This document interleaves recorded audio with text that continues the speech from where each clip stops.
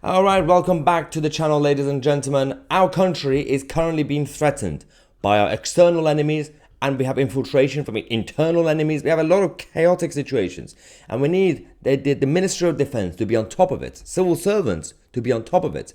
But nope, they're definitely not on top of anything apart from having parties and playing games.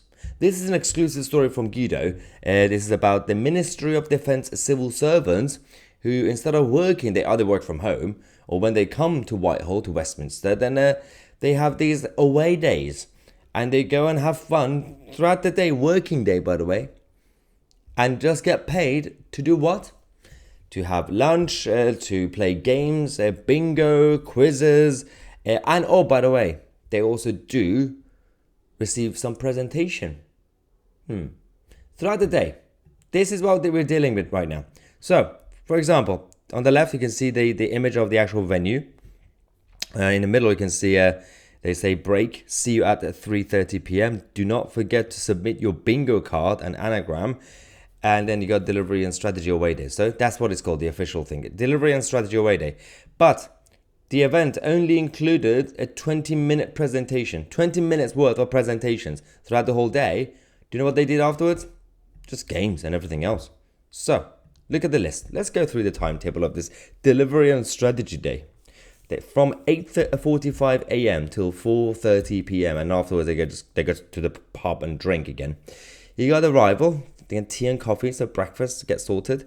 Then they get an introduction from the person in charge, and then they get welcomed again by the Director General, Alison Stevenson.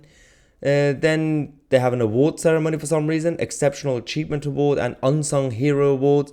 Then they have the Ministry of Defense Pride, okay, and then they have a break because they work really hard. They need a break after that. Then session 1 starts at 11 a.m.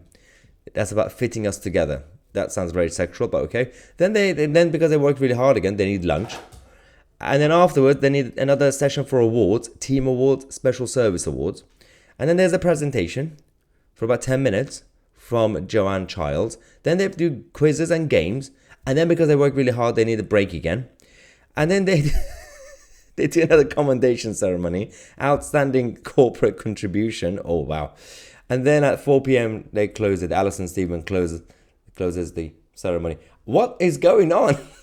I am definitely in the wrong gig, ladies and gentlemen, because I think we could have a much better life and happier life if we were just civil servants.